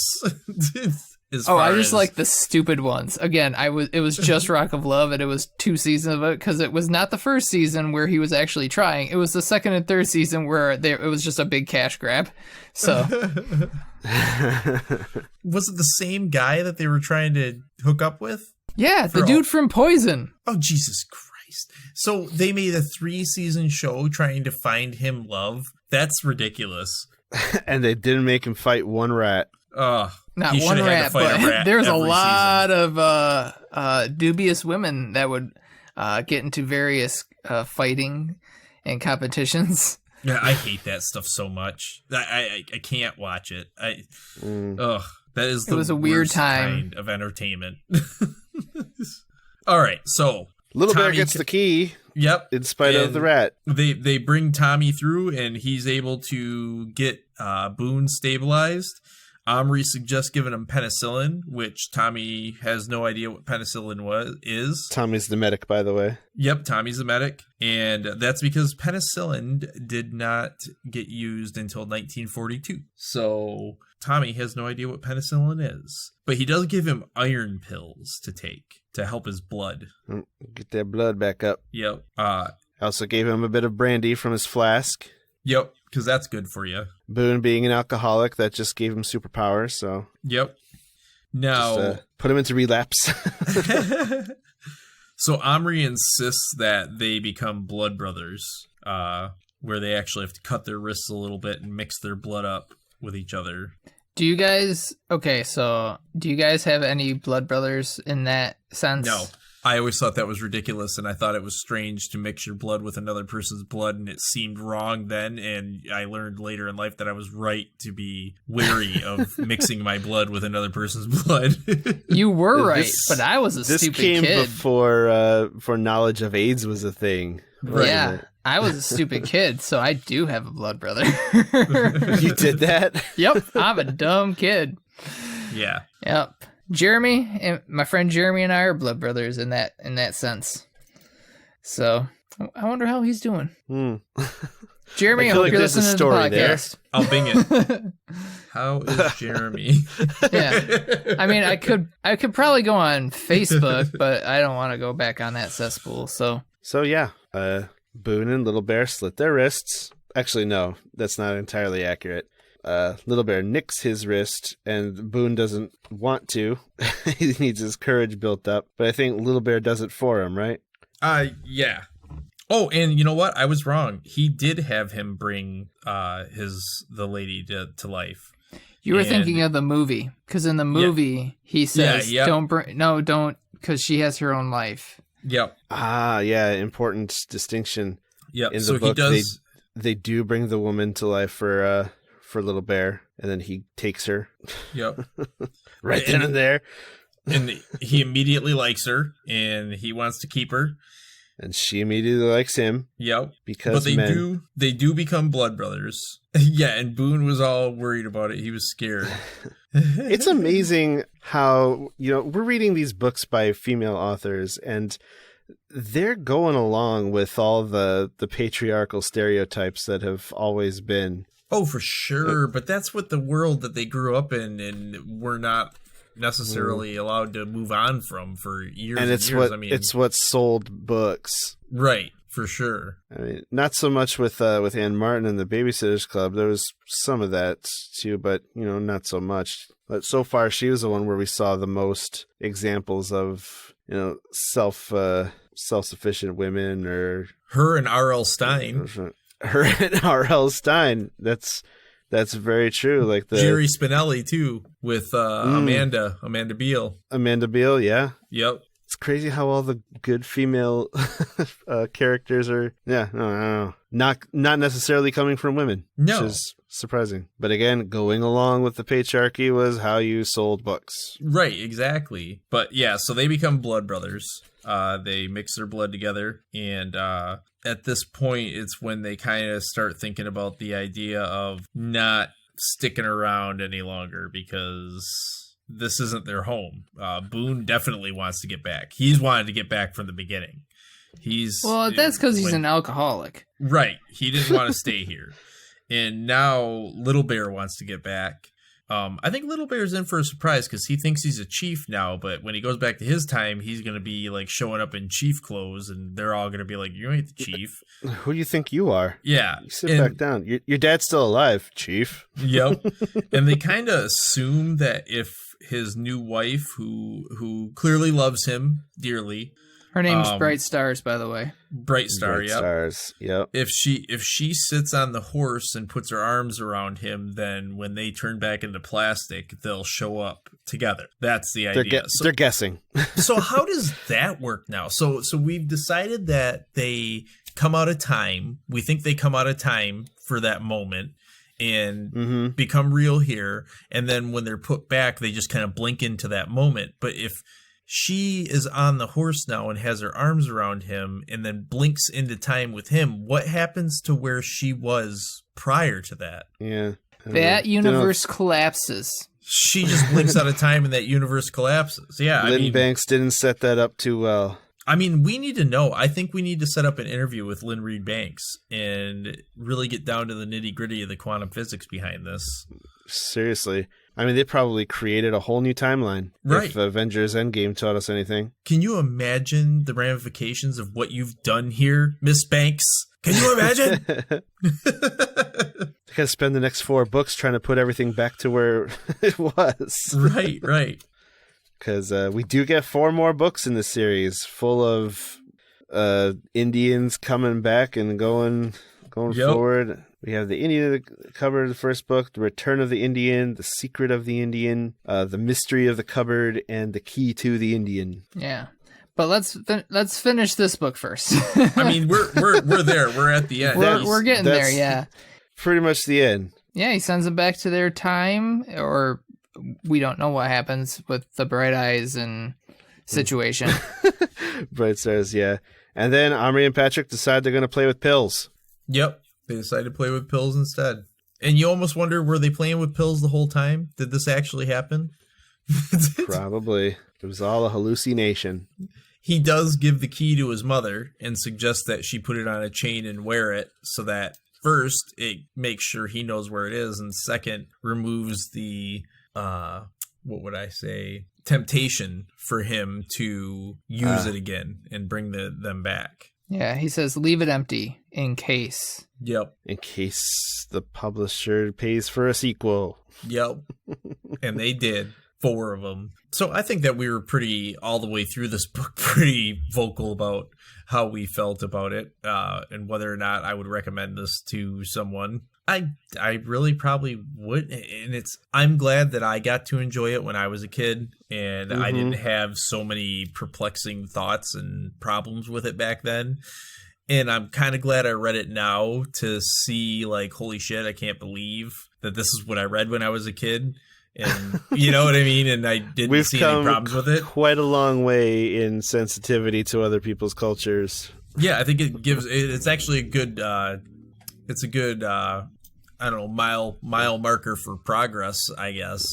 It's an artifact of the way we was. Yep. For sure. And it is an interesting book. It's compelling and fun to read. And like I say, that whole sequence where Patrick had the 2 guys and was in the headmaster's office, I had anxiety all through those pages. Oh, yeah, it was terrifying for them. Terrible anxiety, yeah. I mean, separate the whole dealing with other people's cultures and just make it about 2 action figures brought to life, and you have to deal with the moral ramifications of having living, breathing people in the palm of your hand. Right. And if you remove the whole sensitivity to Native American culture and all that, you still have a pretty good story. You still have a very imaginative fantasy story about the value of human life. Yeah, I read it very quickly. It was a page turner for sure. It might be because I remembered it as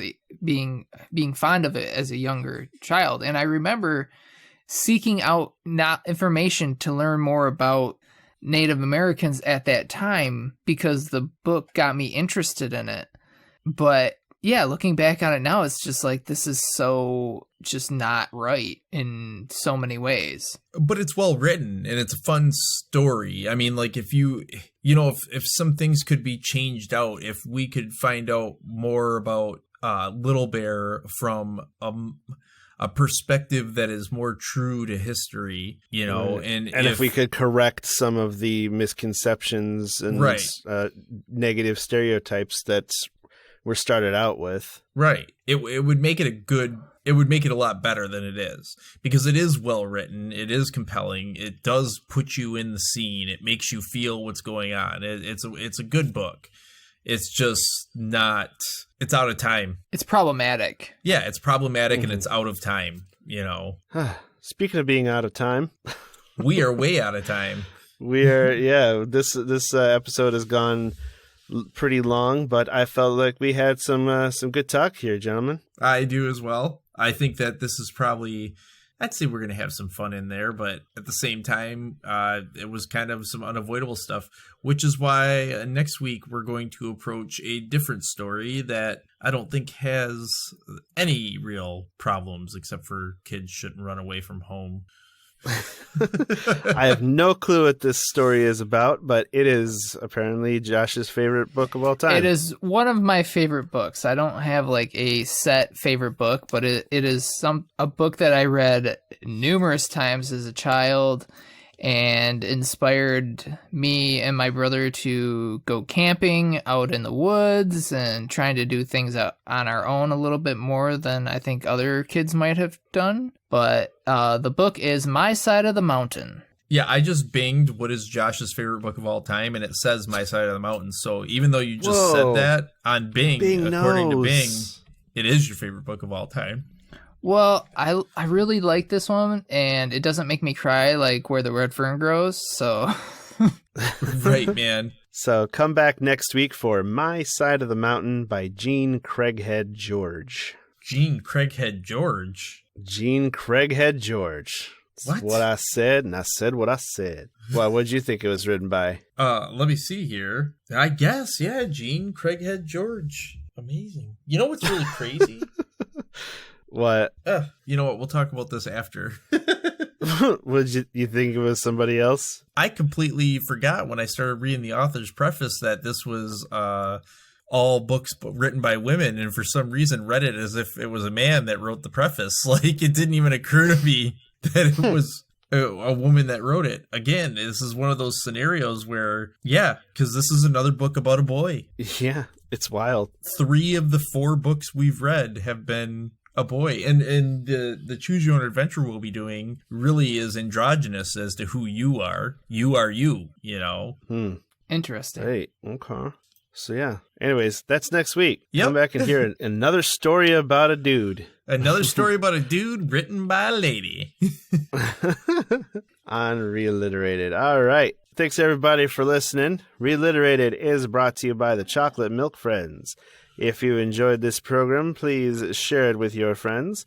Subscribe to us on Spotify, Apple Podcasts, Podcast Addict, Podbean, Google Podcasts, or any podcatcher app that pulls from these sources. And we'd really appreciate your review and rating on whatever platform you use, especially if you like us. It helps us grow our audience. Again, next week we're tackling My Side of the Mountain, so if you want to read it ahead, check it out from your local library. Buy it from thriftbooks.com. Or if it's in your personal collection, pick it up and read it. We will be. Yep, we're definitely going to read it. So until next time, give a shit, read some lit. Have a great whatever time of the day it is for you. Thanks, everybody.